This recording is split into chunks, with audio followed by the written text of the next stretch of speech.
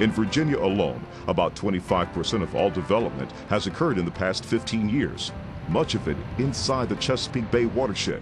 With more people, we have more non-point source pollution. We have more development. We need to focus more on having buffer strips to protect our water quality.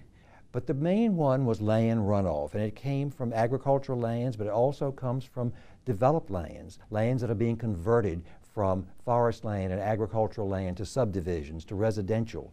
And each of us as individuals who have lawns where we put fertilizer, we have streets and driveways that water runs off, all of these things contribute to the problem.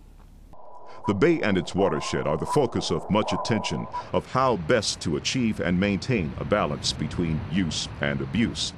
I think our citizens are beginning to become more and more aware of the role that each of us as individuals has in creating the problems of pollution and waste, but also the role that we all need to play in addressing those problems.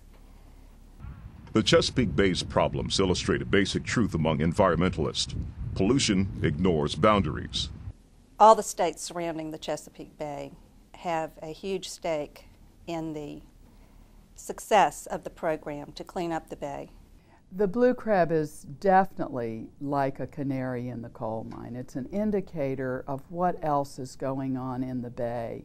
It's a species that's been here for thousands of years, and now, because of the things that we're doing in the last 100, it is ill. By the 1990s, it was clear that a broader focus and new approaches would be required for the decade and for the new century. The answer was one of the biggest changes ever in oversight of Virginia state government. DEQ worked to bring everybody, the federal regulators, the different groups, whether they were environmental advocacy groups, industries, public water suppliers and water treatment plants, the average citizen who might have a particular point of view. All of these folks were brought together. On April 1st, 1993, the Department of Environmental Quality put out the welcome mat. Everything went under the new agency's roof: air, water, waste management, and the Council on the Environment.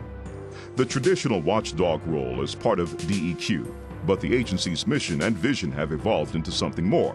DEQ over the last 30 years has focused on factories and point sources, pipes that go into rivers, pipes that go into the air, and have regulated them and worked with companies to make sure that everyone is trying to manage the environment in a responsible way.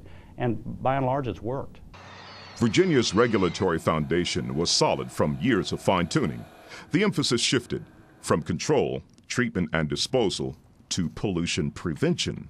It's very important for us to work together as a community to find solutions, because we have multiple needs and multiple challenges and lots of different expectations from the citizens. Today, about 800 men and women call DEQ their home agency. They work in Richmond and in 7 regional and 2 satellite offices. We have continued to improve our air quality, but as more people move into the Commonwealth, we get more cars, and that increases the challenge of keeping our air clean.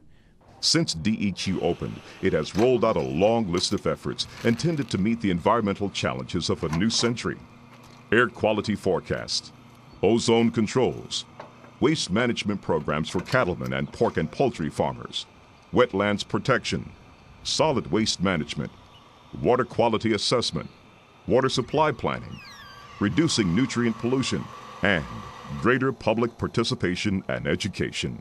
Each of us has a role to play, and if we don't all, as individual citizens, participate in helping our environment, then we will have more and more serious problems in the future. Today, we take all of those things for granted. I mean, the environment is seen as something that needs to be protected. There's no debate about whether or not it's an important issue. The only debate is about how much we should spend and where we should spend it. When I started in this business, I'm not sure that there was any such thing as an environmental conscience.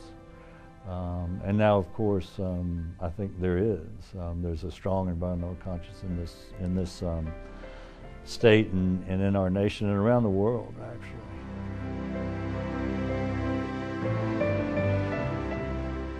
Nature. She pardons no mistakes. Her yea is yea, and her nay, nay. Heaven and earth never agreed better to frame a place for man's habitation. A fair bay, fruitful and delightsome land.